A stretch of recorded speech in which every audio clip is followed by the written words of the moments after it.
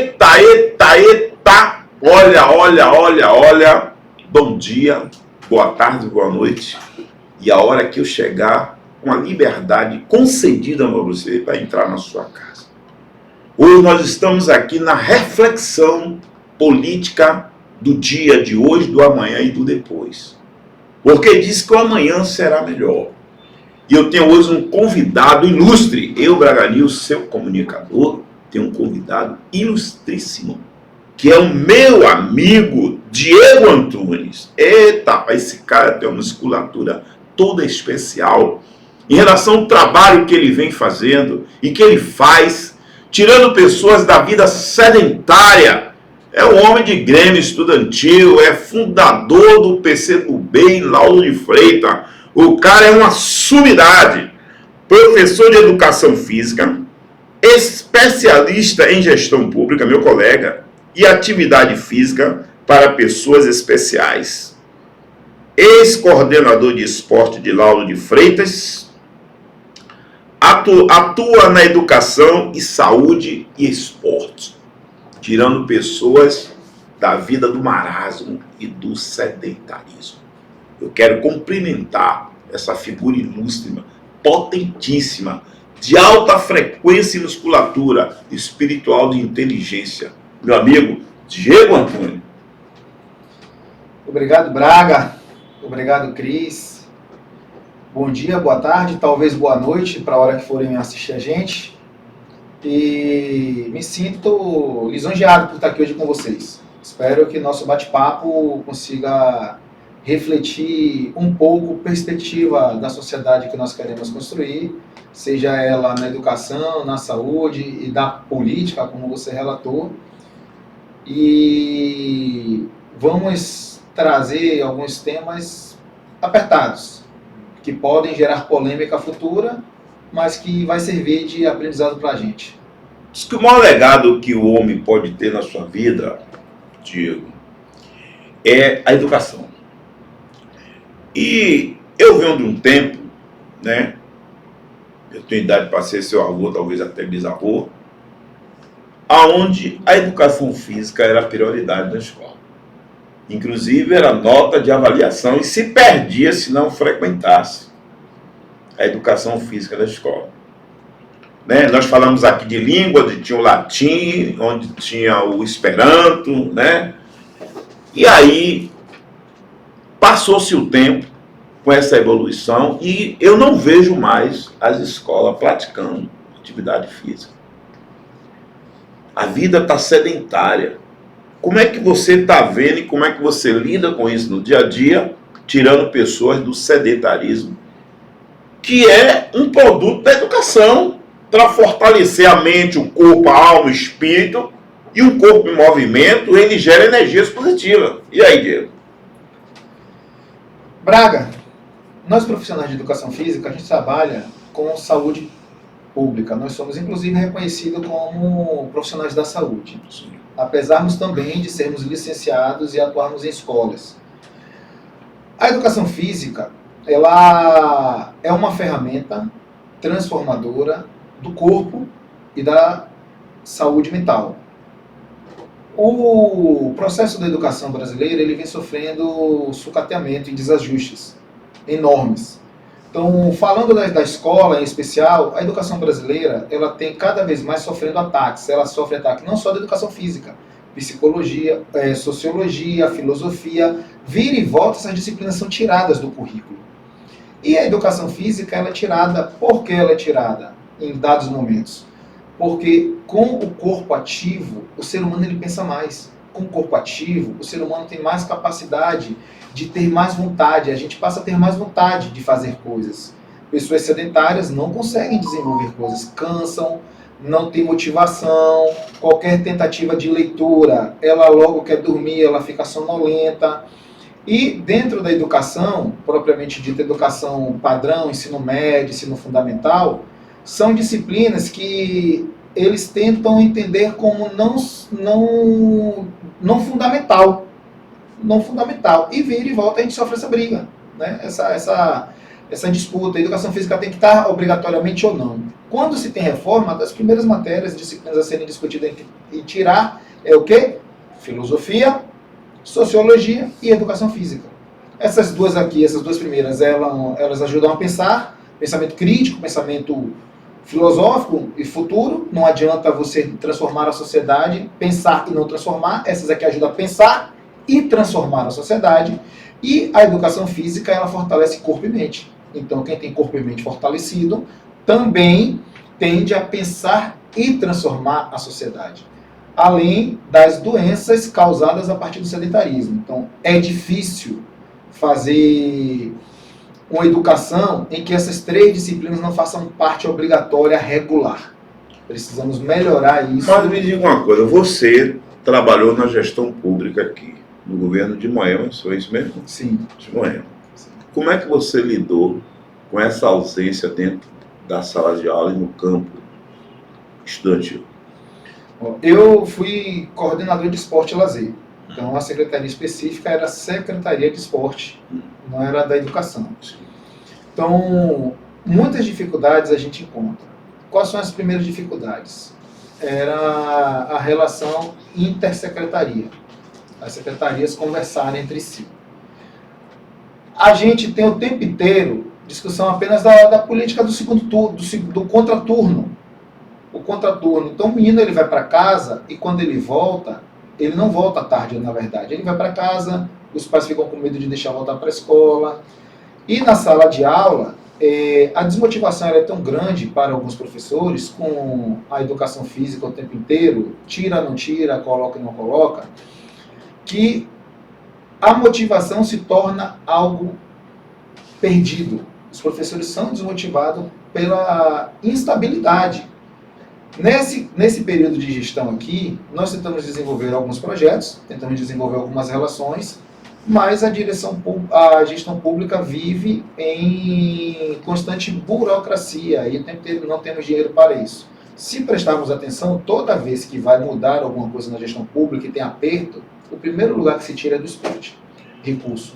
Então, você estava na Secretaria de Esporte e Lazer quando foi lançado aquele Bolsa Atleta? Não estava nessa época, mas eu já tinha passado, essa já foi o segundo mandato de Moema. O que é que houve que aquilo não deu certo? Que frustrou um monte de alunos e pessoas que fizeram os documentos e fizeram todo o processo para poder ter direito, para poder fomentar mais o conhecimento, mais a forma física, essa coisa toda, e não rolou. Responsabilidade. Falta de responsabilidade.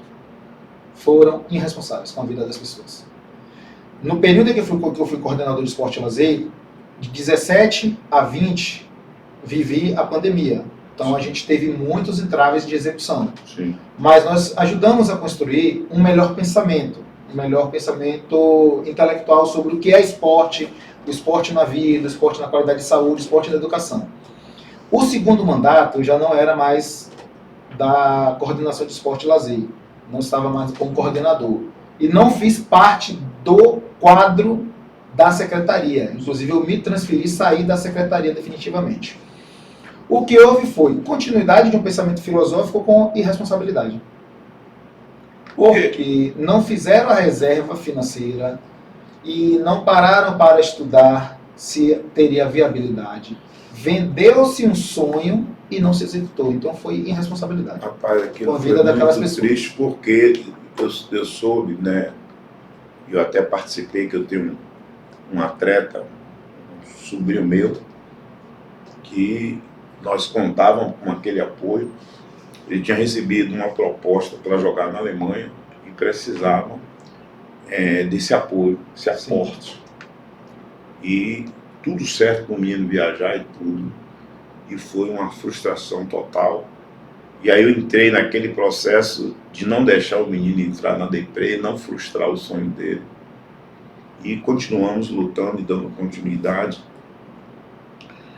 E o certo é que passou-se o tempo e eu fechei com ele e disse: Gabriel Santos Santana, você está comigo? Tô. Tá fechado comigo? Tá. Não sei como, mas você vai viajar. Pouquíssimas pessoas acreditou. Um me chamou de ilusionário, o outro, uma pessoa chegou ter o tupete de dizer que eu deixar de mentir. Seu relato, ele emociona e traz uma tristeza. Primeiro, que eu acho que, humanamente, eu acho que a gente não deve trabalhar com o ilusionismo. A gente tem que usar a gestão pública com seriedade e responsabilidade. Vamos encontrar dificuldades, vamos conversar sobre elas e não vamos executá-las ou fingir executar. Quando você tem uma gestão pública que vendeu esse sonho e não tratou da responsabilidade financeira, de conversar com o Moema, com a prefeita, naquele momento, para fazer a reserva, você criou uma lista, está no decreto, uma lista de mais de 30 nomes de atletas que não foram contemplados. Muitos foram frustrados com isso, porque planejaram, pensaram que teriam oportunidades e elas acabaram sendo frustradas. Segundo eles, há uma alegação de que houve um choque com a questão política, né, que foi impedido porque via-se como uma medida, um projeto eleitoreiro, diante do prazo que foi dado à sequência para que se viesse pagar, né, que cai dentro do ciclo de eleição. Mas é aquela coisa que eu quero aqui passar, essa informação e esse alerta, que os seus sonhos ninguém pode frustrar. E eu chamei Gabriel e falei, você está comigo? Está fechado comigo? Tá, tudo bem, não importa o que fala, você vai viajar. Eu não sei como, mas eu sei que você vai. E aí, meu irmão, te contar, continue se preparando, continue fazendo exercício, continue treinando, que Deus vai prover. E aí, irmão, hoje, resumo, ele está jogando na Alemanha. Eu não estava mais lá como coordenador. Eu reforço isso para não parecer que eu estou aqui vindo fazer ataque aleatório. Eu não estava lá mais como coordenador, mas se eu sou de uma gestão pública e eu digo que era um problema eleitoreiro, significa que eu não tinha alinhamento com o prefeito, que era inclusive o meu gestor. Ou seja, a Secretaria de Esporte elabora um programa, que era esse programa do Bolsa Atleta, e usa o argumento de que falaram, olha só como a gente gosta de trocar acusações, responsabilizar o outro. Na vida a gente tem que parar de responsabilizar o outro. Na vida a gente tem que aprender a assumir nossas responsabilidades. Falaram que era um projeto eleitoreiro, então não poderia avançar. Ou seja, eu transfiro para o outro para tirar minha responsabilidade. Inclusive, não podemos agir foi feita uma consulta, se eu não me engano, judicial, e ficou impedido por conta que aí entra no planejamento, entra em antecipar o fato, entra em não cair no período de eleição para justamente não ter essa distorção ou essa desculpa porque a coisa não deu certo, realmente é uma radiografia de um filme queimado não revelado. Eu prefiro tentar entender que às vezes a gente age de forma falha e tentamos criar narrativas legais da lei para justificar coisas, para justificar erros administrativos. Errar administrativamente não é pecado, somos humanos e vamos falhar, vamos errar. Mas tentar usar argumentos, narrativas para não assumirmos a responsabilidade na gestão pública, isso é comum que aconteça, que não deveria ser. Então, e se também deixou caducar para entrar nesse processo, nessa rota de coesão, foi um erro lacônico, porque todo mundo lá conhece o trâmite de que se faz dentro da questão da aproximação política, né, para não ficar um crime de mando. Então houve um erro, sim, erro de cálculo, erro de momento indevido e devido, como se poderia fazer isso. Você já imaginou se o governo do Estado, no período eleitoral, tivesse que suspender esses programas? Tudo acabava, tudo parava. Então, necessariamente, nem sempre é a legislação eleitoral. É prazo e falta de administração regular, correta, e não fazer reserva. Mas dentro do calendário que caiu próximo, no raio de eleição, se isso aconteceu, foi erro de qualquer jeito, porque foi erro de cálculo. Não se projetaram para poder não ter esse choque anafilático Porque assim, cara, eu vi mães, filhos chorando, se lamentando diante da expectativa desse sonho frustrado. Eu conheço parte daquelas pessoas que tá entendendo? meus amigos. Eu fiquei realmente Muitos são meus amigos. abaladíssimo.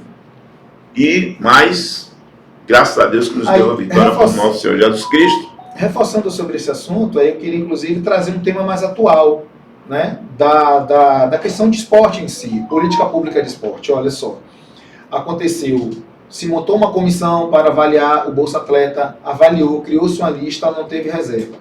Foram períodos ali de se discutir. Lauro de Freitas não tem fundo municipal de esporte, então não tem reserva de recursos para o esporte. Então, se a gestão quiser botar no orçamento, reforma de equipamento, coisa do tipo, ela bota. Se ela não quiser colocar, se ela não quiser colocar, ela não coloca reserva. Então, a Secretaria de Esporte, ali naquele contexto, tem que lutar para que tenha alguma reserva. Não houve. Atualmente, a gestão municipal... Poderia se transferir recursos de outra secretaria para cobrir essa ação? Não. Não. Poder... a depender da decisão política do gestor, você pode, porque você faz uma previsão. Você fez uma previsão de gastar um valor em sua casa. Você faz uma dotação orçamentária e você não usa. Imagina a nossa casa, nós pensamos hoje em reformar o telhado, mas tivemos um problema na fossa. Nós não vamos tirar um pouco do dinheiro, cuidar da fossa e depois cuidar do telhado, isso aqui não é pedalada fiscal, isso não é nada. É uma previsão. Na previsão, você busca mecanismo legal e altera. Sim. Altera. Então, você poderia pensar para uma secretaria um determinado valor e dentro da margem percentual que é obrigatório de uma secretaria dizer, 50% tem que ser investido em educação e eu estou destinando 100%. Eu posso tirar, eu sou obrigado a 50%, esse aqui é exemplo, eu sou obrigado a 50%, mas eu estou destinando 80%, então eu vou tirar 5% e botar em outra. Eu ainda estou dentro do parâmetro legal, que são 50%. Estou com 75%, isso pode fazer a dotação. Isso não garante que você vai ter o dinheiro, mas você faz a dotação. O que seria recurso? Em suma, foi falta de vontade política. Falta de vontade política. O planejamento de ações políticas, porque realmente eu sou um cara que não nego, eu sou petista de DNA, né? Tenho muita consideração, muito respeito da ex-prefeita Moema e gosto muito dela, mas era uma bancarrota alguns segmentos e setores do secretariado da prefeita Moema Gramacho. Meu Deus, eu nunca vi tanto crime de mando e desmando.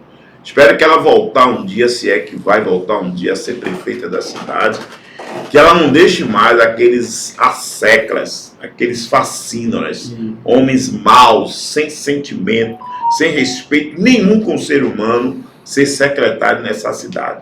Que seja abolido esse tipo nefasto de secretários que prejudica a vida do povo. E eu quero aqui agora, para que a gente não repita o passado, eu quero trazer uma informação nova. Foi aprovado, está no decreto, no Diário Oficial do município, um programa da atual gestão, que é o 360. Nessa lei, ela construiu, inclusive, uma perspectiva que era para ter na gestão passada e não foi aprovada. Então, isso aqui eu valorizo, parabenizo a decisão. A lei aprovou a criação do Conselho Municipal de Esporte, do Fundo Municipal de Esporte, principal ponto do Conselho e do Fundo Municipal de Esporte, dessa gestão atual, tá? Mas eu estou chamando a atenção justamente para a gente não errar de novo. É muito bom, foi no papel, foi apresentado, perfeito, estão fazendo a campanha do 360, esporte, e criou-se. Só que não está aqui apresentado a regra do funcionamento. Então, de onde vem o recurso para o Fundo Municipal de Esporte? É da fonte 00, que é a arrecadação municipal? Vai receber dinheiro de outro fundo? Pode receber dinheiro de outro fundo, recursos de outro fundo? Essas respostas elas não são dadas. Então, você cria a ideia do fundo. O que é fundo? A caixa aberta, e onde eu digo, vou botar 5 milhões de dinheiro, de recurso aqui financeiro, para usar no esporte. Da onde vai vir esse dinheiro? Então, nitidamente, é aquilo que se diz no ditado popular, você explica, mas não justifica. Então, assim, eu vendo um produto que beleza, e aos olhos das pessoas, dos tá pais de família, mãe de família, de todos os segmentos. Perfeito, excelente, mas não está definido ainda de onde vem esse recurso. Outra, a criação do conselho municipal. Aqui, na lei que eu li ali, não vi ainda alteração, é que o presidente do conselho municipal, ele é do executivo, está lá na lei. Isso não é correto. Você acha que um conselho é a sociedade civil. E aí o presidente do conselho, que tem que representar a sociedade civil, os interesses da sociedade civil, debater as pautas da sociedade civil, ele vai ser a indicação do executivo? Você acha que esse conselho vai discutir com autonomia? Não vai, e ele vai defender a gestão com unhas e dentes, vai ser omisso, promíscuo, porque é assim que acontece. Eles escolhem alguém da sua linha acécula para dirigir os conselhos, que são presos e são funcionários que sabem que se alterar qualquer padrão, mesmo que seja legal, em defesa, vai ser demitido. Ou seja, então precisa-se de uma reflexão melhor. Então não há, você está dizendo que nós estamos vendo aqui que não há transparência nessa história. A lei é uma lei boa, mas ela não pode ser construída em uma sala sem a participação coletiva.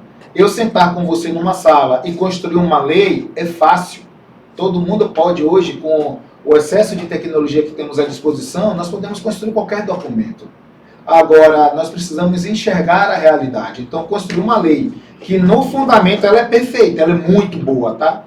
Ela é boa, mas elas precisam corrigir algumas lacunas. Por exemplo, ficar claro o recurso público que vai entrar no fundo municipal. E Diego, o conselho tem a representação correta. Tem que praticar. Não é só ficar na tecnologia, na teologia. É praticar a ação. Então não se constrói gestão pública sem a participação coletiva, principalmente um ponto desse. Quem é mais interessado é o coletivo. É o coletivo. Eles estão lá como advogado da gestão. Principalmente, aí eu boto um ponto que é muito importante, que hoje Lauro de Freitas está vivendo um momento complicado.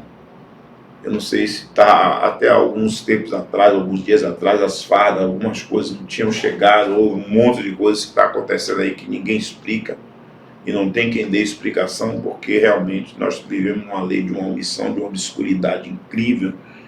Já não se, quando a pessoa está no discurso, tudo é prático, mas quando se ganha, não pratica. Né? E aí eu queria falar, para entrar em outro assunto, rapidinho, que você deixasse aqui um recado para as pessoas de vida sedentária, para a gente entrar agora no contexto político, que me disseram que você era militante aí, meu irmão.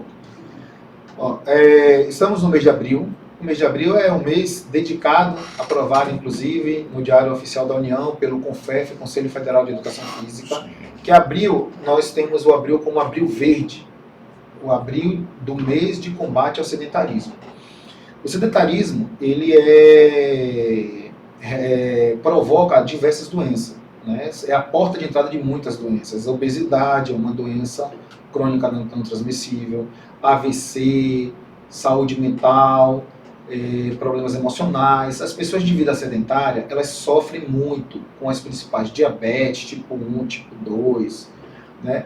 Então, o caminho não é fácil para a pessoa deixar de ter uma vida sedentária. A gente fala, às vezes, de forma muito rasa, não é fácil ter uma vida ativa, porque são um conjunto de fatores. Mas, chamando as pessoas para uma vida mais sedentária, a primeira coisa que eu quero trazer é uma reflexão. Como, aqui é uma provocação mesmo, porque é muito rápido essa análise.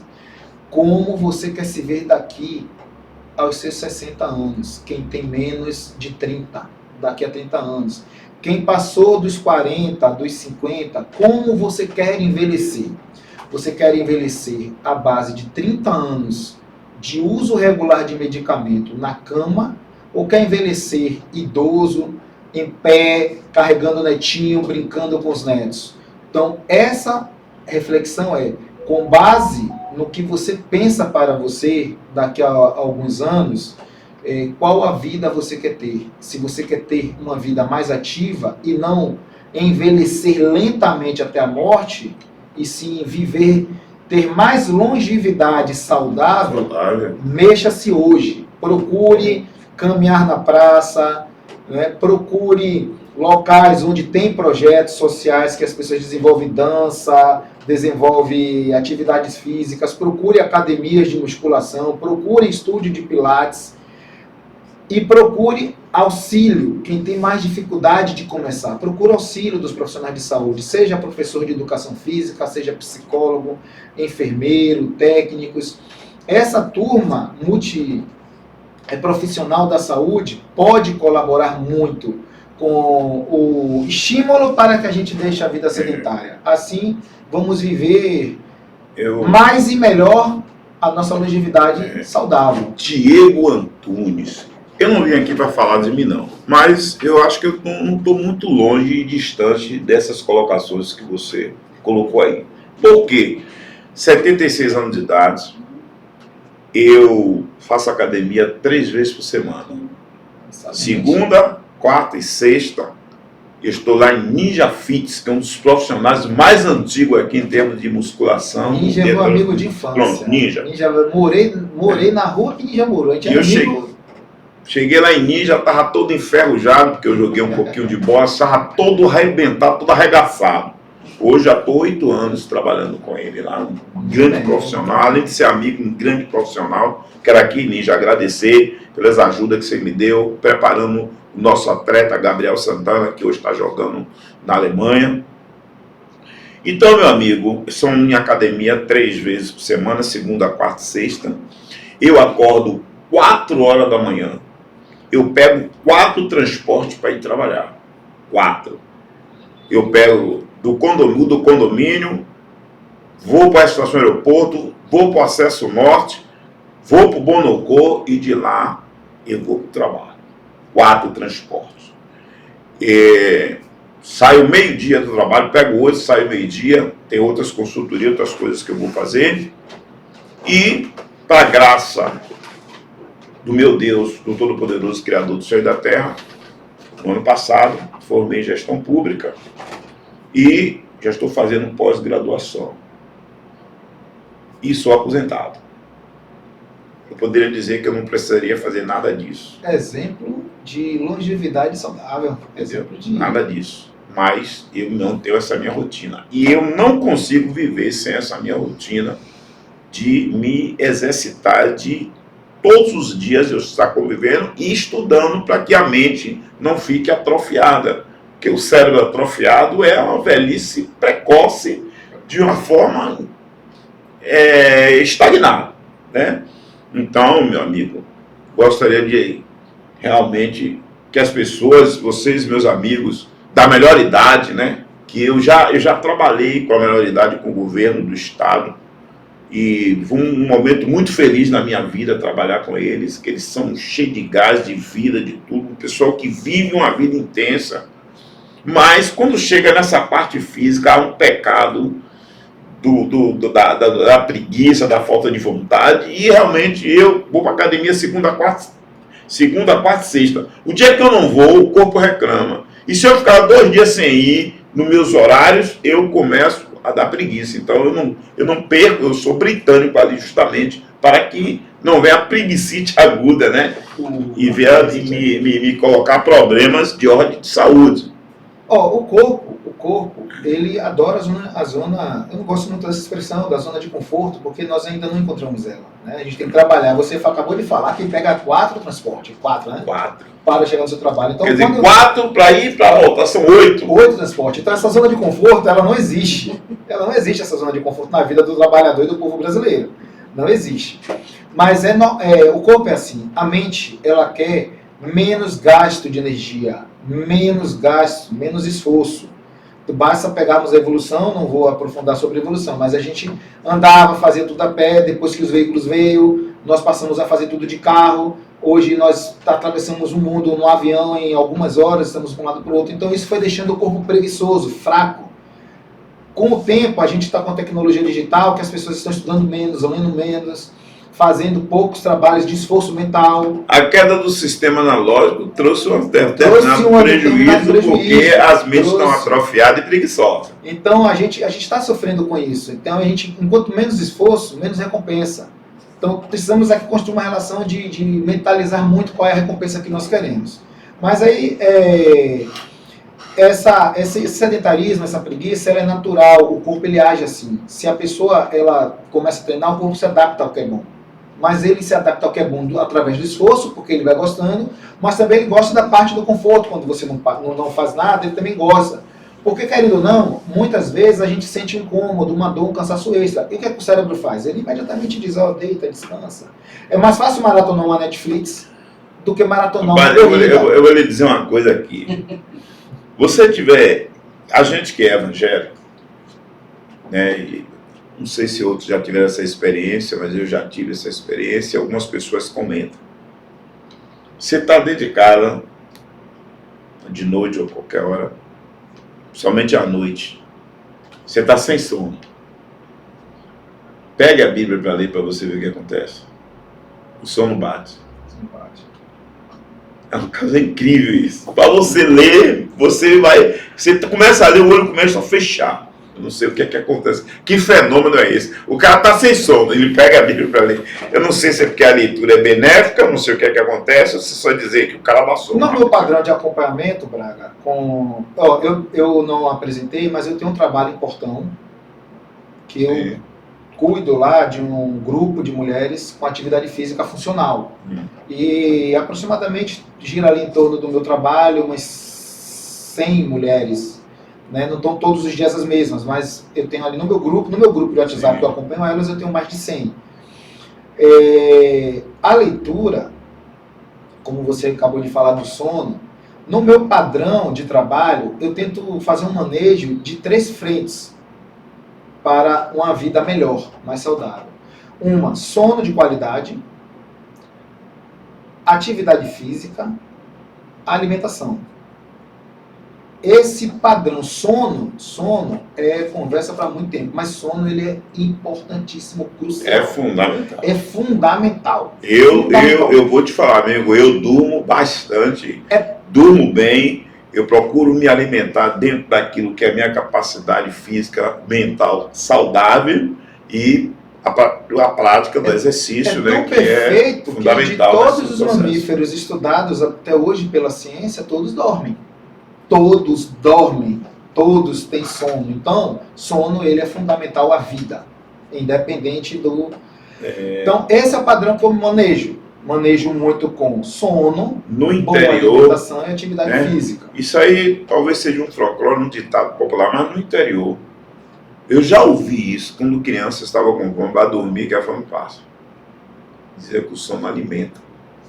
Que a situação estava difícil, não tinha uma alimentação, que no momento certo, e se desse alimentação lá na frente ia faltar. Então botava as crianças para dormir, que é para poder se alimentar do sono. Pode parecer um ditado folclórico, mas talvez tenha muito fundamento. E eu acredito que alimenta. Não necessariamente que ele possa alimentar, mas se você gasta menos energia, você não precisa de combustível para andar. Carro desligado gasta gasolina? Não. Então o ser humano, se ele está à noite, é onde a gente deita para dormir. Qual é a média de gasto? A carga horária de dormir? O ideal recomendado, sono bom de qualidade, entre 7 e 9 horas. Oficialmente, pelos estudos e as evidências, entre 7 e 9 horas. Nós aqui, pela nossa faixa etária aqui de idade, nós temos que dormir entre 7 e 9 horas. Isso é com sono de qualidade. Tem gente que acha que dormiu 7 horas e dormir 7 horas está ótimo. Mas muitas vezes ela dormiu numericamente, mas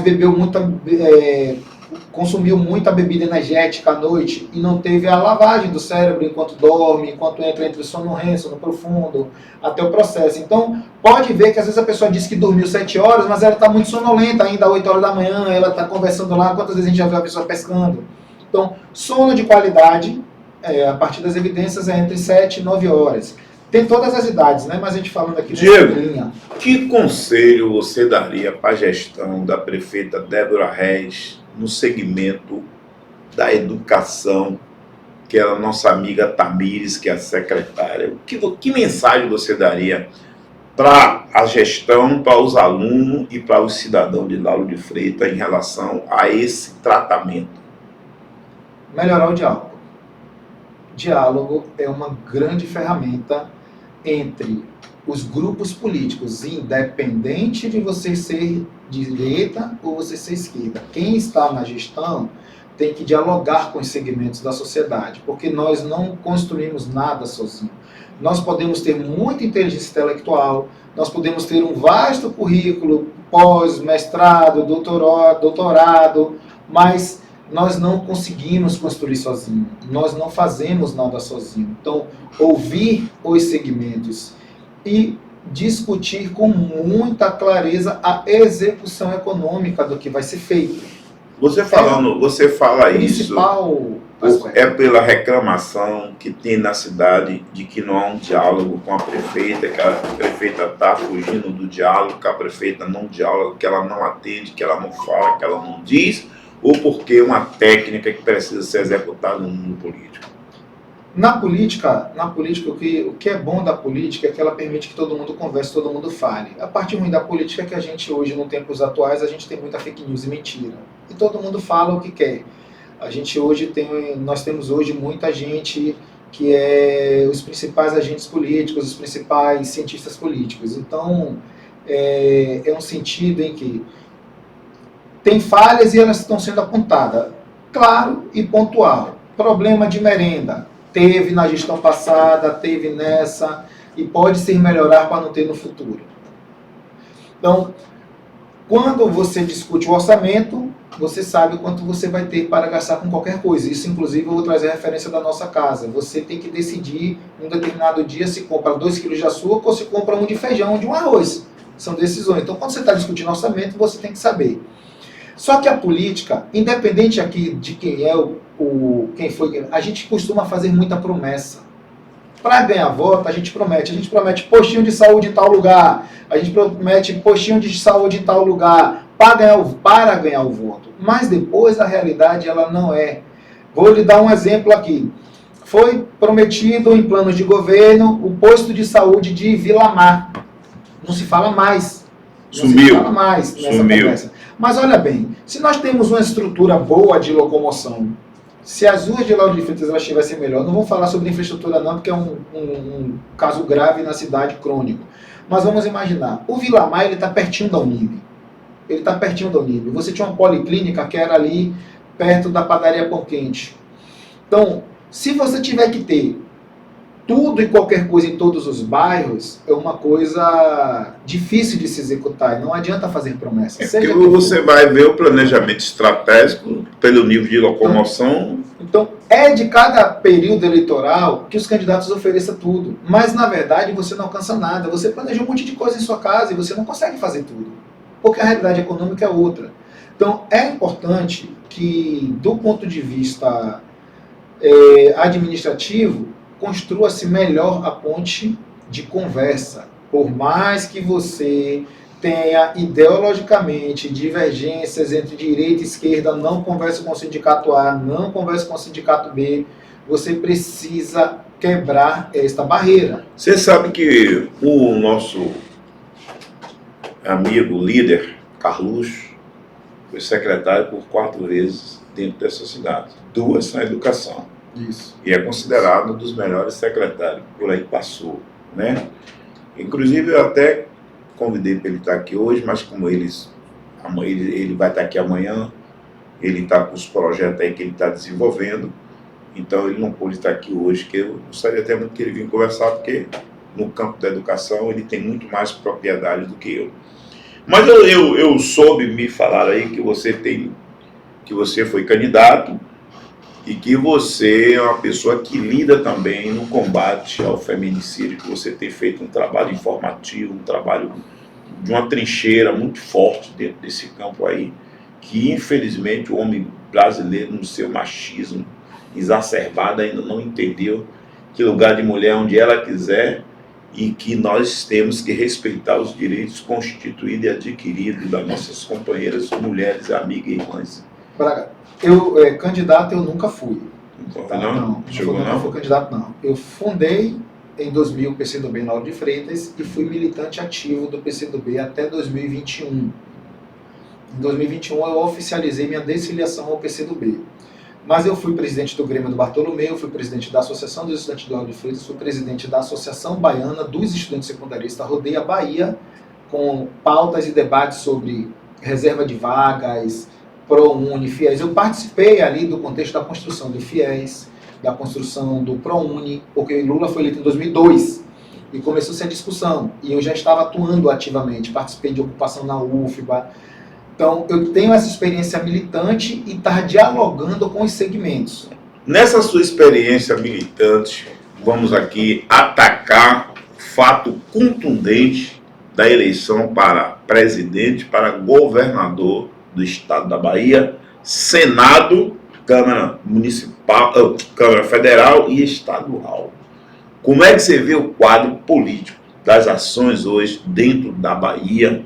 E qual é a sua noção básica de aproximação dos candidatos, de quem vai e quem fica? Braga, nós estamos num país polarizado. Eu não vou fazer discurso sobre concepção da terceira via. Não existe terceira via. O Brasil vai ter uma eleição em 2026 novamente polarizada, e não podemos ficar tentando fingir. A diferença é o que nós vamos escolher. Nós queremos, em 2026, voltar para um cenário em que a referência é arminha, em que a referência é ataque às mulheres, em que a referência é palavras homofóbicas, em que a referência vai ser na beira de Copacabana, com um moio de mato na mão e dizendo que isso aqui era para os baianos, com xenofobia, com preconceito, né, com racismo, estimulando que mulher não deve... eu fraquejei, por isso tive uma filha mulher. Se meu filho fosse gay, eu mataria. Está repreendido. Qual é o princípio filosófico da vida? Da vida. Então você vai ter dois caminhos aqui. A tal terceira via, inclusive, já recuou, para você ver que não tem espaço para a terceira via. Mas a terceira via, na maioria, é uma conquista de demarcação de espaço para vender nome. Mas, por isso, pronto, esse nome já foi vendido e já recuou, que foi o nome de Ciro Gomes. Ciro Gomes já recuou, já desistiu, né, que seria a terceira via forte. O restante é disputa partidária mesmo. Então, Cabo Daciolo já se apresentou, o Avante já apresentou agora o nome de Augusto Cury para candidato à presidência da República. Eu acho que ele é psiquiatra. Um excelente ser humano, profissional, acompanho, leio, já li obras dele, e na saúde mental é um espetáculo, né, de profissional para cuidar de pessoas. Então, na demarcação, os partidos vão demarcar porque precisa de voto para eleger seus deputados. Mas no conceito propriamente dito, que nação nós queremos, essa aqui precisa ter clareza. A polarização vai ser Lula no campo da esquerda e Bolsonaro, o filho de Bolsonaro, Eduardo Bolsonaro, né? Rinoceronte. Rinoceronte. Ele... Aliás, não pode chamar rinoceronte, o rinoceronte tem muito mais valor. Eduardo não é Carlos Bolsonaro, né? Não é Eduardo, não. Sei lá, eu não sei. Falei aqui agora, você vê. Eu não sei. Rapaz, o campo é esse aqui, você vai ter essas duas escolhas. É uma barbúdia, como diz o outro. Vamos lá para... Mas diz que retrocesso é passado, né? Lula cometeu umas pérolas nas falas dele. Lula comete pérolas. Todo ser humano fala bobeira, beleza? Todo ser humano vai fazer uma coisa, vai usar uma palavra de impacto, quer usar uma palavra de efeito e acaba falando bobeiras. Então, Lula fala algumas bobeiras, As pessoas aí pegam aquela bobeira e atacam para dizer que ele disse que nós somos o país. Não vou repetir, porque senão amanhã vai aparecer o meu áudio aqui nas redes sociais dizendo que eu também defendi a mesma coisa. Então fala bobeira, mas aqui nós temos um projeto que discute Brasil humanizado, um projeto que discute a soberania nacional, um projeto que discute o fim da escala 6x1 para que o trabalhador tenha mais tempo e qualidade de vida. O trabalhador brasileiro está adoecendo do trabalho, o trabalhador brasileiro está toda vez com sobrecarga. Como é que você vê o imposto de renda aí sobre a questão da declaração e os caras até 5 mil não pagam. Eu vejo como uma grande conquista do trabalhador do povo brasileiro, muito positiva, né? Muito positiva. Olha só, nós vivemos com salário mínimo. O salário mínimo, eu peguei umas informações há poucos dias atrás, que em 1960 o salário mínimo comprava X quantidade de cesta básica. O salário mínimo hoje compra pouquíssima cesta básica, duas. Isso, uma cesta básica não recheada. Então, o poder do salário mínimo ele está menor comparado ao períodos. Inclusive em 2002, quando o Lula assumiu, quando tivemos um maior avanço ali das compras do povo, entre 2005, segundo mandato de Lula, grandes conquistas. Então, Rapaz, é brincadeira, eu ia no mercado, rapaz, com um pinguinho de dinheiro, voltava com o carro cheio, ainda tinha troco. O imposto de renda, para quem ganha até 5 mil, é uma coisa maravilhosa. É uma economia ali, a depender de quem seja a pessoa, de quase R$ 1.500. Sobra uma grana. Não que sobra, porque 1.500 sempre vai faltar, que é pouco. Mas é um desatento, é um grande avanço. E a gestão pública, nós precisamos ocupar a gestão pública para transformar a vida das pessoas. Não olhar para o seu próprio umbigo, né? O que é história? Se você fosse pegar aqui, nós saímos, Braga, de uma sociedade medieval predatória. Se eu for pegar da Bíblia para cá, então, a gente tem a Bíblia, Adão e Eva, depois desenvolvemos, mas aí vamos trazer aqui a época dos bárbaros, épocas da civilização. Amigo, eu costumo dizer, esse radical evite é só bagaceira. Você não tem nada a comemorar diante das relações pecaminosas do homem em relação ao seu próprio ser humano. De lá para cá, nós passamos por várias civilizações bárbaras, civilizações antigas, civilizações cristãs. Como eram essas relações? Eram as relações de exploração, de matança, de exploração do homem sobre o homem pelo trabalho.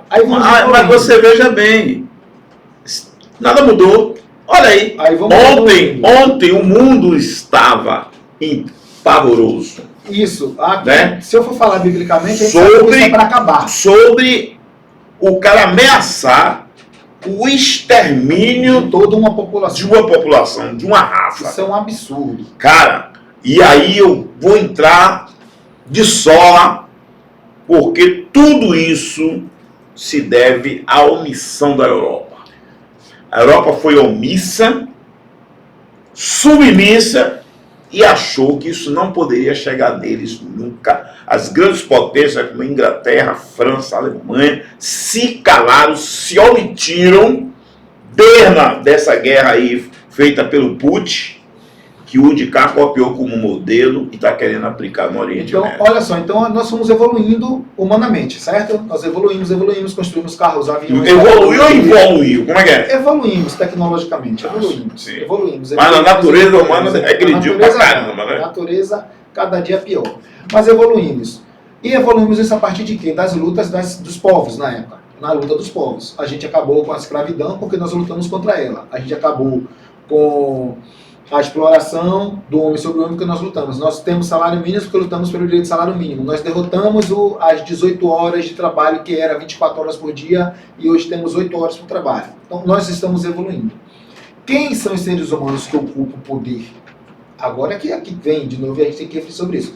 Quando eu ocupo o poder, o dinheiro do Estado, ele é para cuidar das pessoas.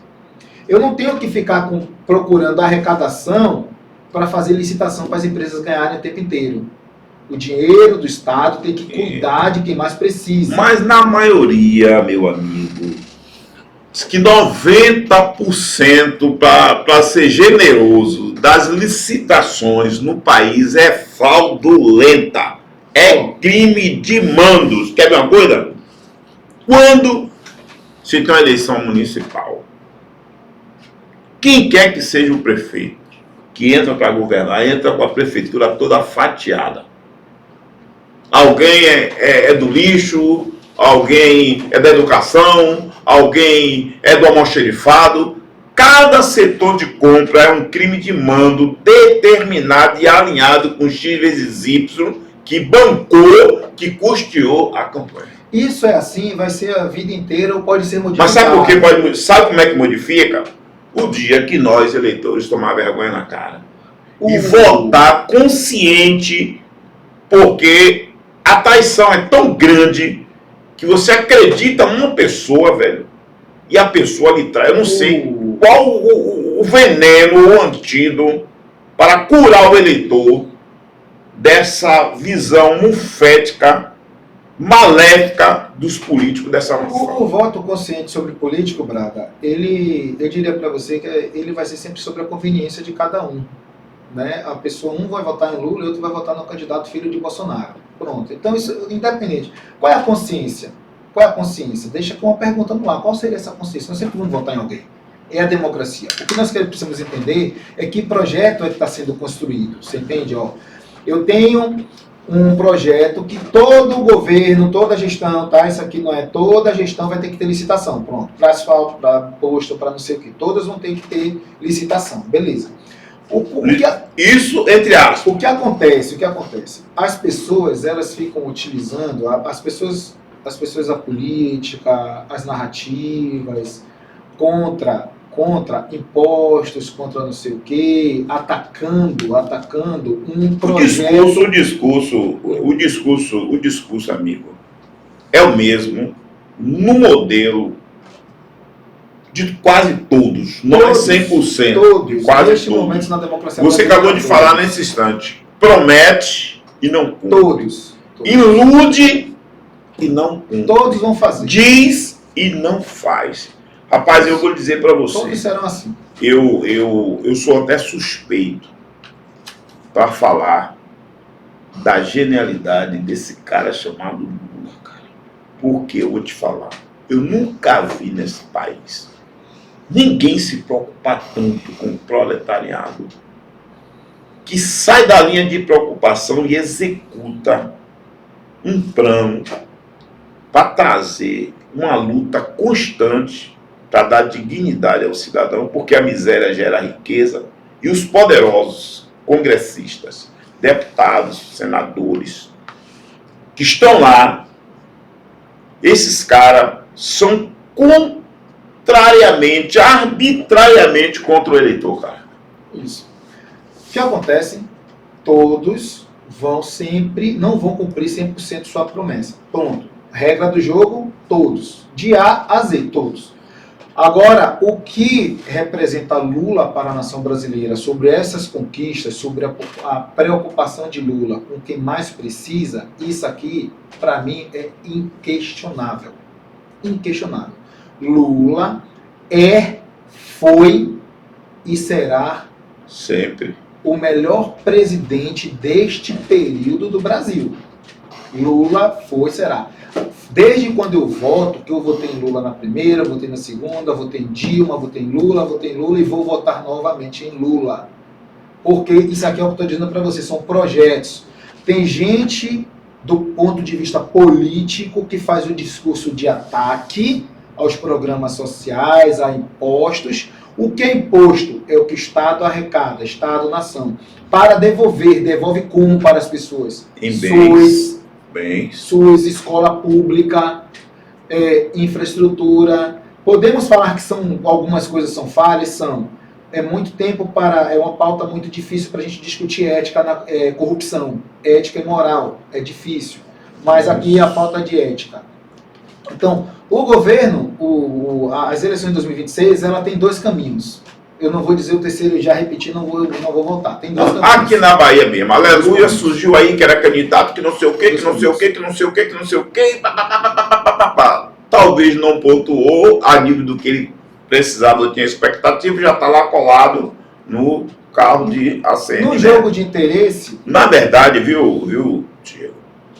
E o que eu vejo que nós ainda estamos sendo ludibriados pelo sistema da capitania hereditária. Por quê? Eu estava falando até de mudança aqui e me veio uma reflexão que eu me lembrei aqui, que os deputados de hoje são netos e bisnetos e tataranetos dos políticos que passaram, que já morreram, que aí está atuando. E não adianta, que diz que de boa intenção o inferno está cheio, a gente querer ter boa intenção, que é muito difícil você fazer um deputado, muito difícil você fazer um senador, é muito difícil você fazer um deputado estadual federal por conta dessa capitania. né? Porque o pai que se elege, que é da linha rato, fomenta as ratazanas que vêm em seus lugares, e lá trocando de lugar, e você vai ver no cenário as mesmas pessoas e as mesmas pessoas eleitores votando nesse bando de fascínora que está aí, cara. Então o sistema da capitania hereditária, ele é vigente, presente ao longo da construção da nação. Braga, é bom você ter liberdade, e durante muito tempo na minha vida de militante, eu não conseguia ter a liberdade de falar de fato o que eu pensava. Sobre projeto é uma coisa e sobre o que você acabou de falar é outra. Isso. Então, projeto... Tem um ditado popular do interior que diz que filho de peixe, peixinho é, filho de ladrão, ladrão é. Projeto político. Eu quero um Brasil mais social, justamente econômico, sem violência, sem homofobia, com mais emprego, com mais renda, com pessoas melhores, cada vez mais dignidade para o trabalhador brasileiro. Essa luta para que isso alcance, fim da escala 6x1, é projeto da esquerda, e a gente vai defender com a eleição de Lula.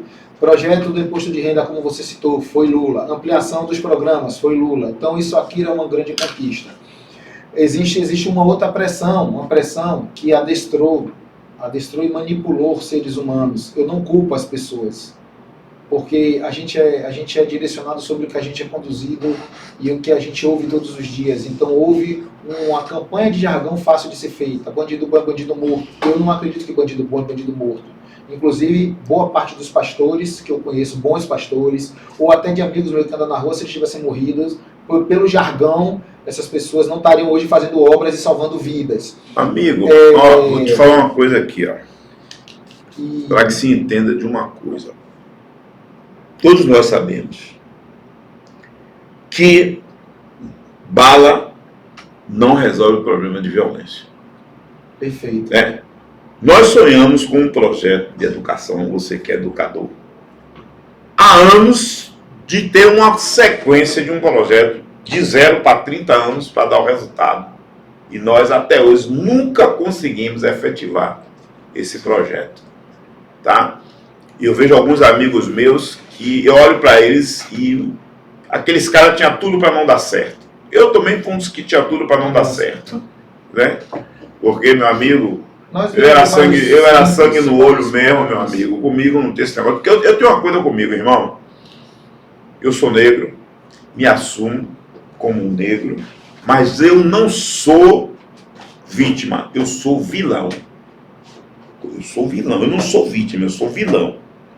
Porque eu não gosto de qualquer ser humano, seja branco, seja negro, amarelo, vermelho, pardo, mameluco, cafuso, se vitimando para poder tirar proveito da sua desgraça própria.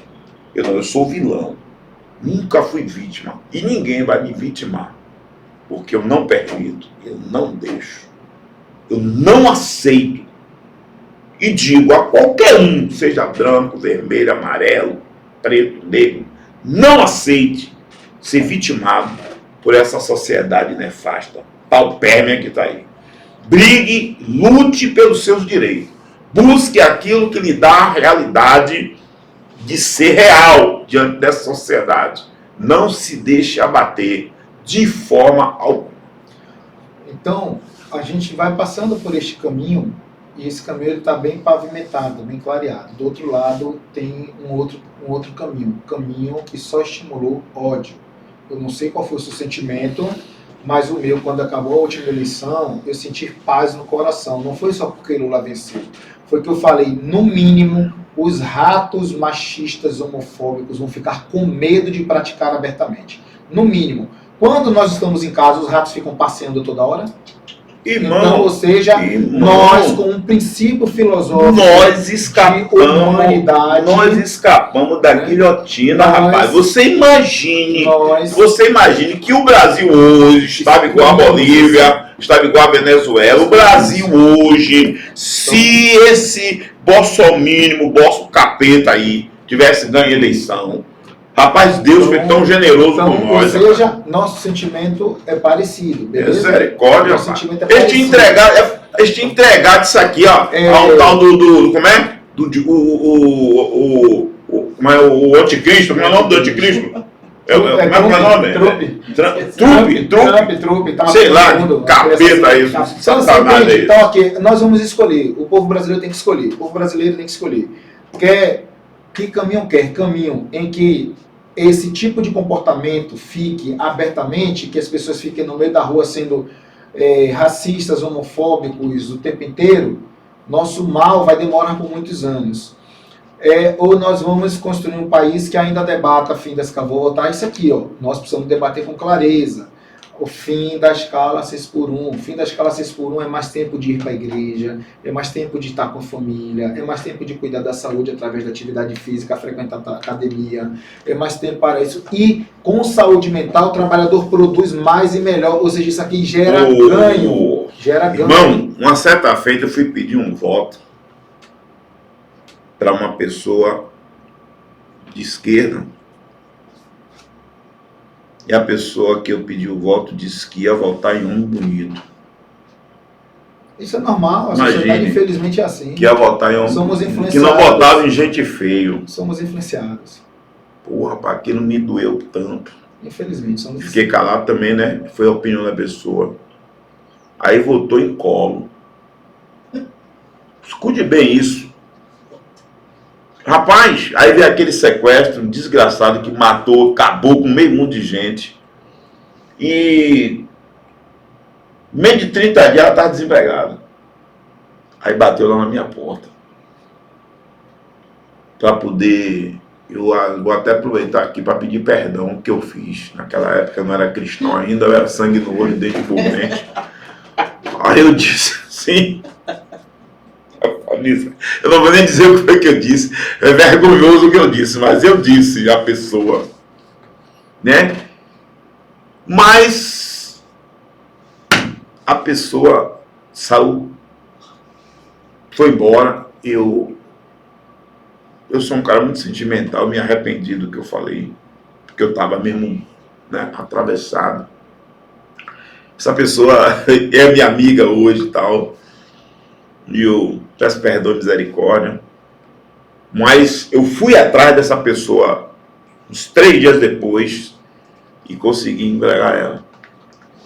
Não sei se foi uma forma de me redimir ou eu fiquei com a consciência pesada com a resposta que eu dei, mas eu vi isso, cara. Eu vi isso.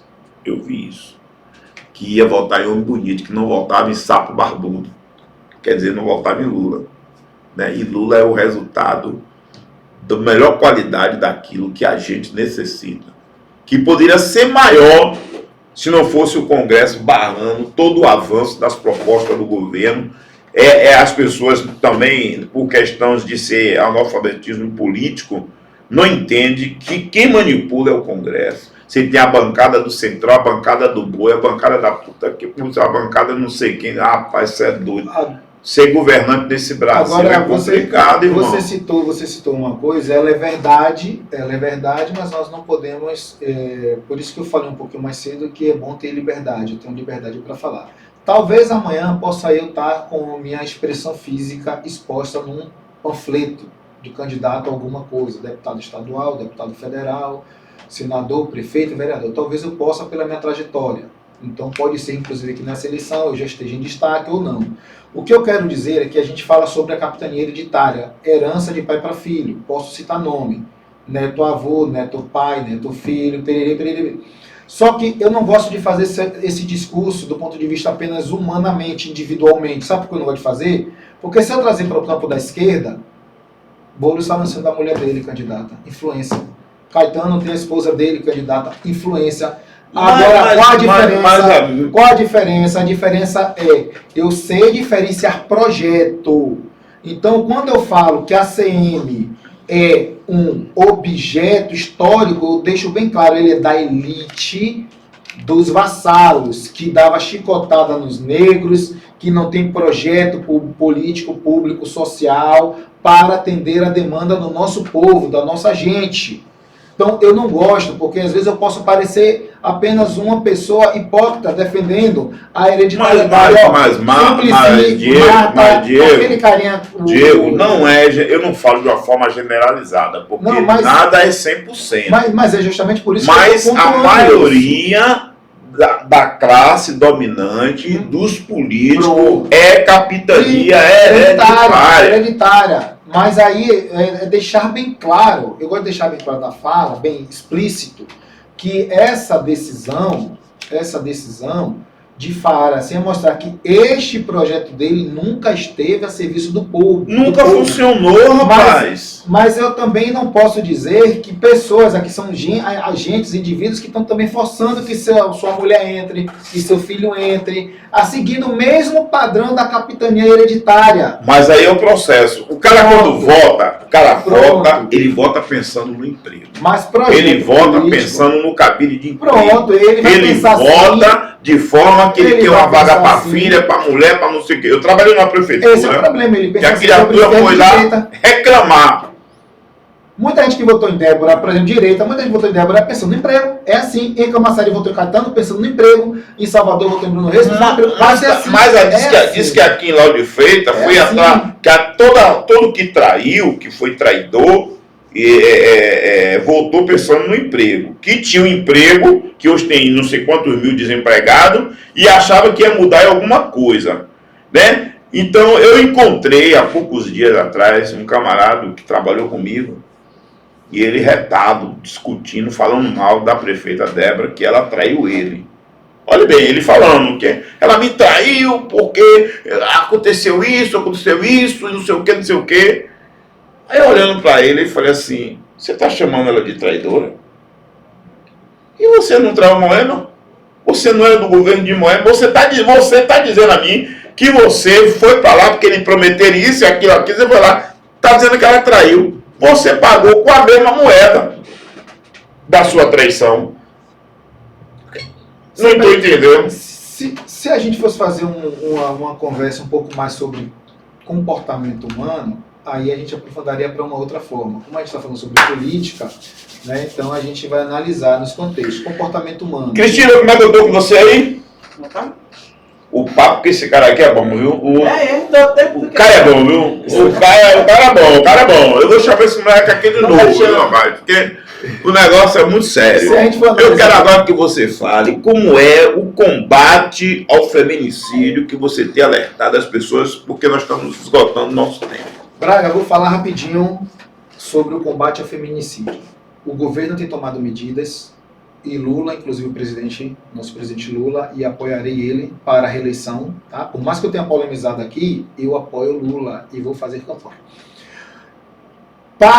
Você conhece a história da Lei Maria da Penha, conhece? Conheço, eu estava militante ativamente, participei de todas as conferências. Quantos anos ficou engavetada, se não me engano, 19 a 21 anos. Atenção, senhoras e mulheres. A Lei Maria da Penha ficou engavetada por quase 20 anos. Vou dialogar com seu fundamento de vida hoje, que é o Evangelho, correto? Amém. Vou dialogar com o seu fundamento de vida, sim. Também é o meu fundamento. Amém. Glória a Deus. Então, oficialmente, eu acho que muitas das leis, depois vão até me atacar aí, nas redes sociais, tudo bem.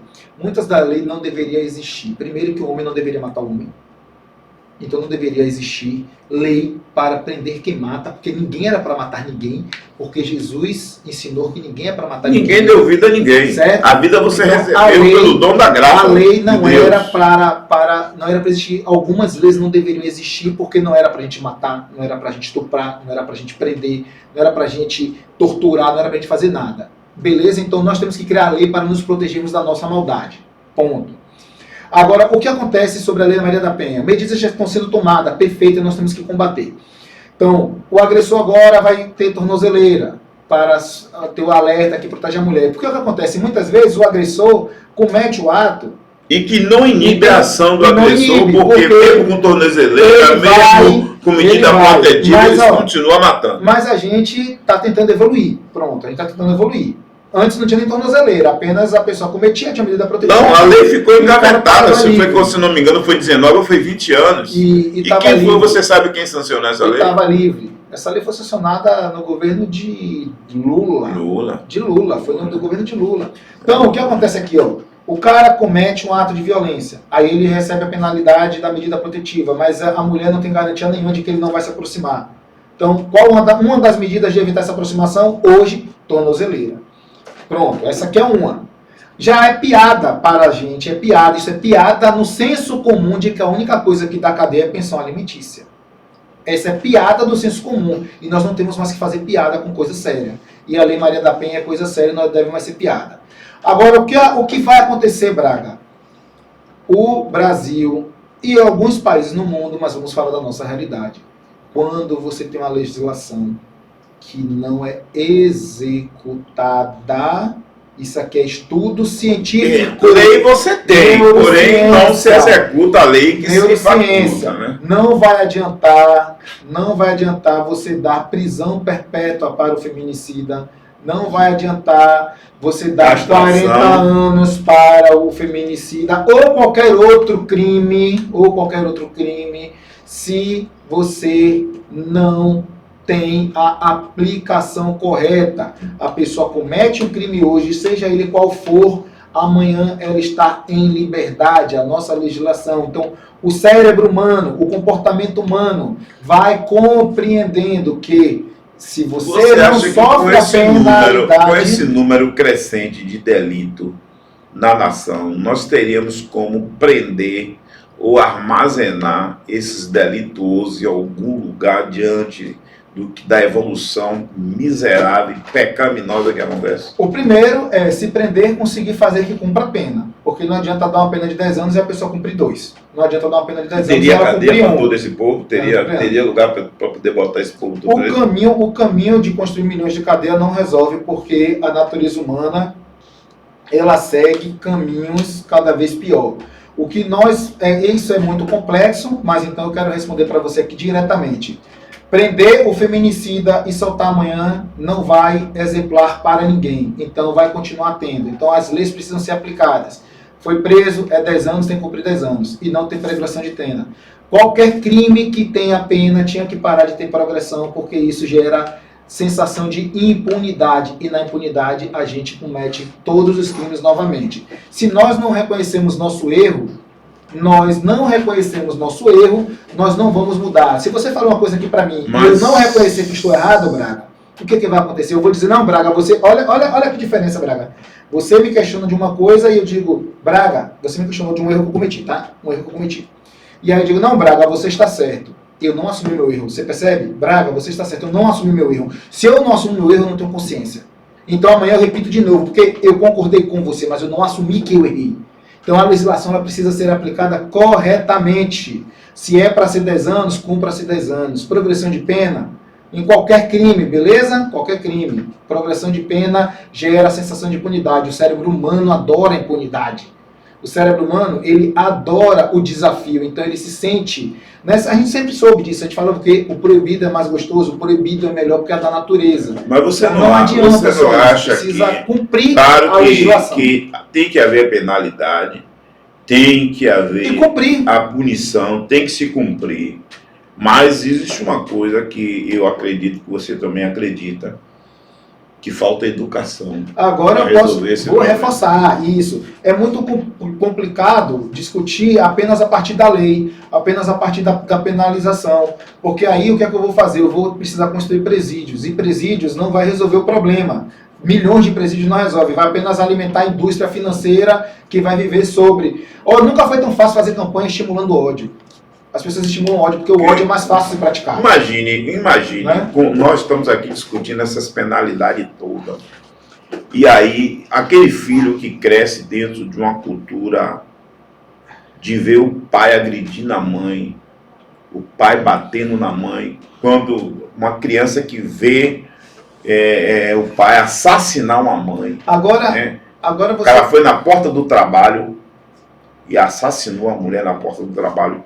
Então eu acho, no caso, que claro que as penalidades têm que existir, mas os governantes e o Congresso precisam, imediatamente, trazer um trabalho de conscientização, de educação, de respeito. Agora, Porque nós nascemos dentro de uma cultura machista. agora eu vou chegar nessa parte mais aprofundada, de forma um pouquinho lá tentar assim lapidar um pouquinho melhor meu pensamento, beleza? Isso aqui é uma opinião. Falei inclusive mais cedo sobre um artigo de opinião que eu estou tentando escrever, estou construindo ali e tal, que não é simplesmente escrever texto aleatório e jogar. Você é candidato? Eu fui convidado a ser candidato a deputado estadual. Eu fui convidado a ser candidato a deputado estadual. Eu tenho uma filiação partidária. Quem é o partido seu? O meu partido, hoje eu sou filiado ao PSOL. Pessoal. Estamos discutindo pela minha trajetória e minha história. Não querer, não. Você vai ser pré-candidato ou vai ser candidato? Não vai ser candidato? Vai optar? Não vai optar? Me diga aí. A tendência é de ser pré-candidato e, quem sabe, decolar com a campanha. Certo? Então você, olha, macho, se você chegar lá e não defender a mulher, você vai se lascar comigo. Eu tenho que defender todos os dias, até porque eu cuido de mais de 100 lá em Portão gratuitamente. Mas deixa eu reforçar aqui agora nosso pensamento aqui sobre educação que você tocou na ponta, e eu queria muito falar sobre educação, ela acaba fugindo essa boa discussão, essa boa conversa que nós tivemos. Não vai ser milhões de presídios. Educação é o caminho da transformação. O Estado ele precisa garantir. E agora eu vou dizer para você, Braga, eu não acho que a educação brasileira ela é ruim. Eu vou lhe dizer porque eu não acho. Eu não acho também não, irmão. Eu vou lhe dizer porque eu não acho. Primeiro, a educação pública... Eu sou um projeto da educação brasileira. Você é um projeto da educação brasileira. A Cristina é um projeto da educação brasileira. A educação ao qual nós nos referimos, nossos professores hoje... Agora, quem quer se educar? Quem quer aprender? A pergunta é essa. A grande maioria dos nossos professores hoje são formados, graduados, alguns são pós-graduados, especialistas em alguma área, outros são mestrados, outros são doutorados. Então, estou dizendo para você, olha o nível de professores da educação pública brasileira. Excelente, espetacular, ótimo. O sistema aqui ele é muito escuro, assim, ele é muito nebuloso para eu apontar bem a fundo. Aí eu quero te dizer outra coisa. A vida inteira, nós, na sociedade, fomos colocados para viver apenas em uma média. Uma média. Essa aqui é uma das polêmicas que eu vou defender. Não defender como plano de governo, não, tá? Eu defendo quanto profissional. Existe uma curva de Gauss. Por que a curva de Gauss? A curva de Gauss é um arco, assim, ó. Essa curva de Gauss, a maioria das pessoas tem uma média. Qual é a média de altura do povo brasileiro? Entre 1,65 e 1,75. Quem está acima da média está um pouquinho acima aqui e tem alguém que está lá no topo da média. Beleza? Vamos agora entrar nessa análise aqui do princípio da educação como instrumento de esforço para recompensa. A média da escola pública brasileira, a média hoje da escola pública brasileira, ela sempre foi média 5. Sempre foi média 5. Então o estudante de escola pública, que às vezes precisa ir para cá, para a escola, para comer um pouquinho e tal, ele só estuda para tirar 5, porque ele quer passar de ano. A gente é ensinado apenas isso. O sistema, que não tem uma definição bem que é sistema, só ensina a gente a tirar 5. Amigo, eu vi uma realidade que 4 era nota vermelha e 5 reprovava. Eu vou chegar aqui isso. Qual era a escala que você tinha?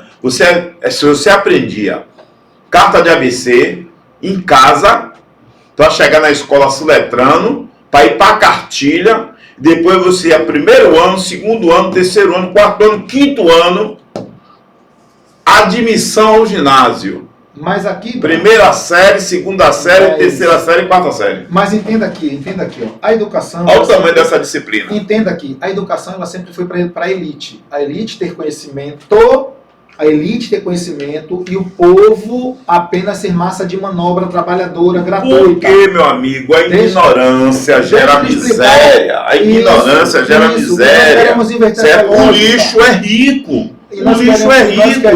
O rico você tira riqueza. Quem é a maior taxa de pagamento ao segmento empresarial dentro do município é o lixo. Por isso eu estou tentando lhe chamar uma reflexão para você discutir junto com a gente essa educação.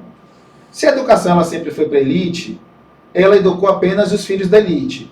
Quando a educação não teve mais... Quando a grande massa nasceu, cresceu, filho dos escravos, filhos dos estupros que eles cometeram, foram crescendo, eles precisavam de mão de obra. O que é que eles fizeram? Qualificaram a educação deles e deram para essa grande massa apenas a educação funcional. para trabalhar para eles. Os filhos da elite sempre estiveram no topo da elite e essa massa foi sempre recebendo o básico da educação para trabalhar para eles, e assim até hoje. Olha que diferença falando de elite. Eu não vou citar nome de escolas para não ser antiético, mas olha como a elite faz. A média, qual é a média da escola particular? Em média é 7. Correto? Qual é a média da escola pública? 5. Quantas... Esse aqui vai ser muito profundo, porque hoje só temos 3 unidades nas escolas. Isso aqui para mim já é um absurdo aqui de discussão, isso aqui requer tempo. Então, a média da escola pública é 5. A média da escola particular, 7, 8. Se eu e você, Braga, formos hoje disputar uma corrida com o Usain Bolt, quem ganhava? Logicamente, óbvio que ele. Ou seja, o Usain Bolt treina todos os dias, se esforça todos os dias, tem mais esforço todos os dias, o Usain Bolt está na nossa frente. O menino que está na escola pública, ele só estuda para tirar 5, porque a média é 5. O da escola... E não pode reprovar. E não pode reprovar, piorou. Então, o da escola particular, ele está todo dia em alta. Ele está todo dia em alta performance.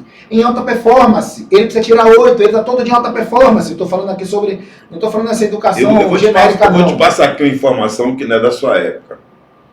Deixa eu só finalizar esse raciocínio aqui. Sim.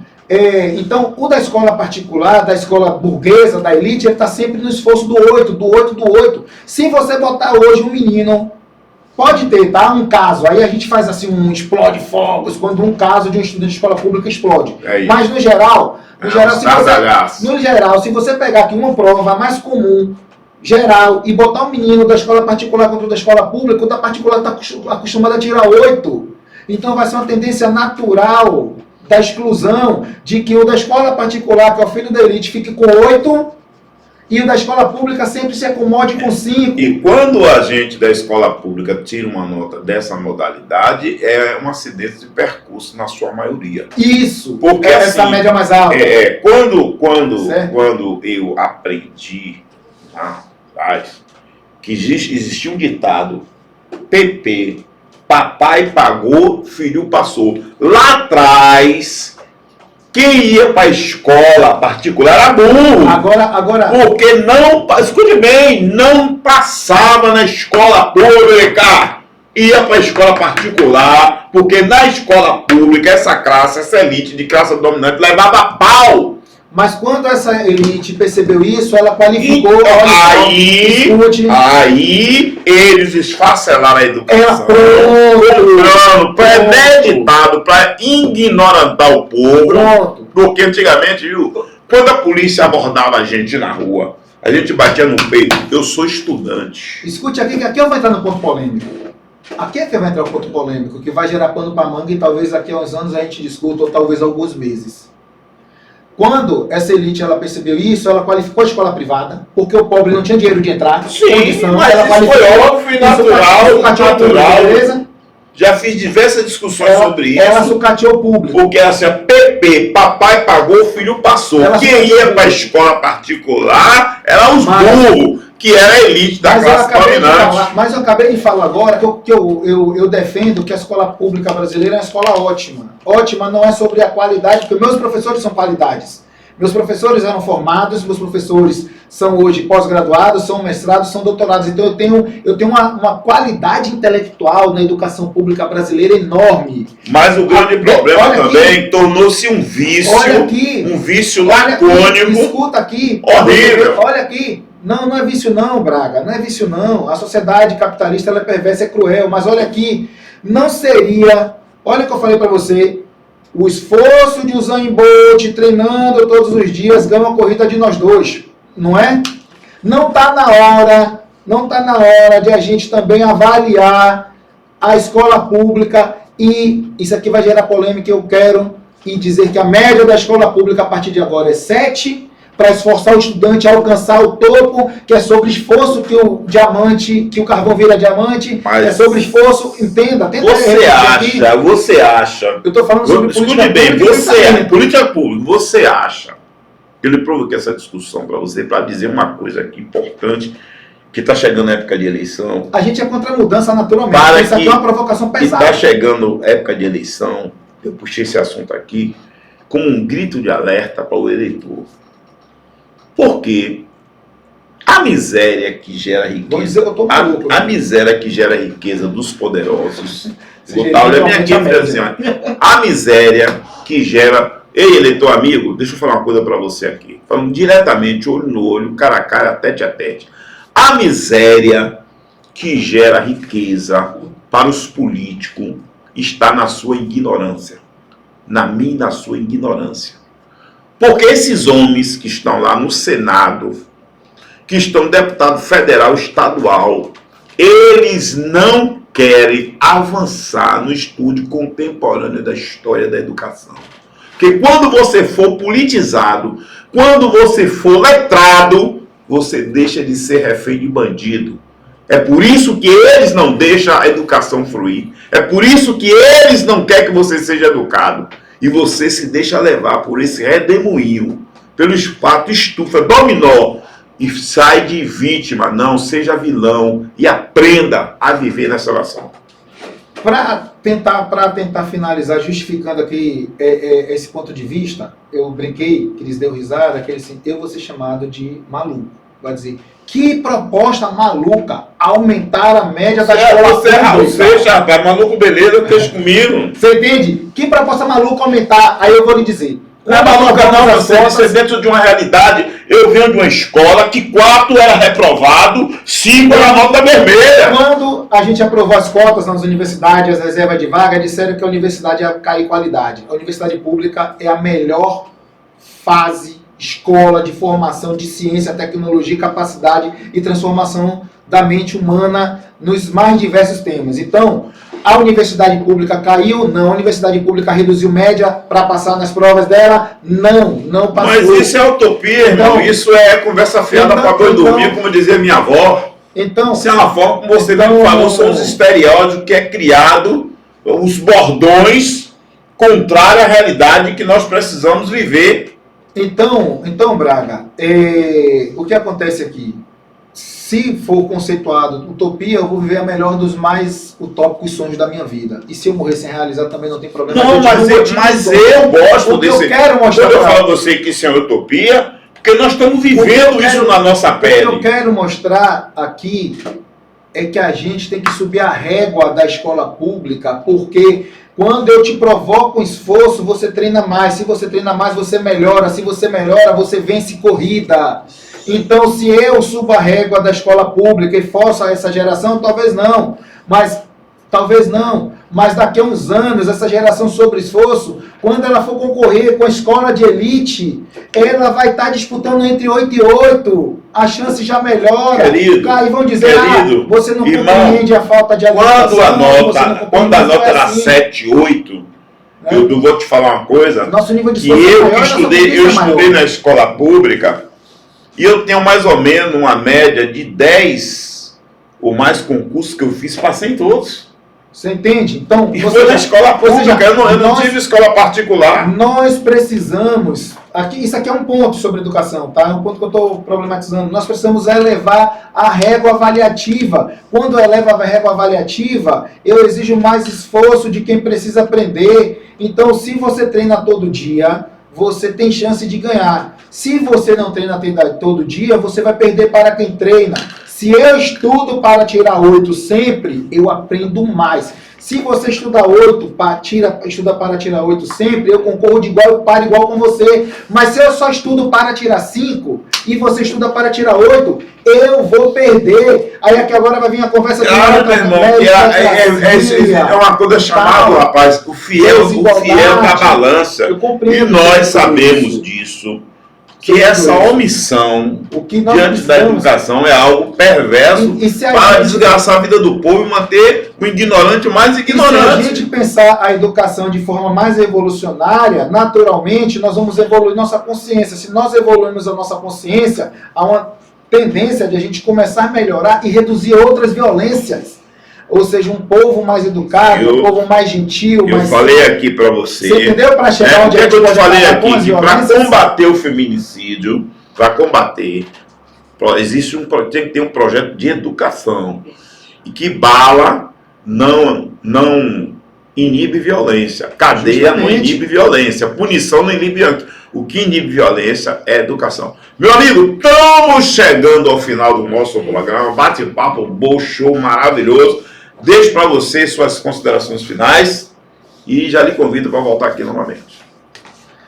Braga, já consultando, né? Gostaria de agradecer a você, gostaria de agradecer a Cris, né? Nossa conversa ela se torna calorosa porque nós estamos pensando saúde, não aprofundamos o tema de saúde, não foi uma... Mas isso é saúde, rapaz. Não, calma, do ponto de vista mais técnico, mais especializado para falar sobre saúde pública no contexto.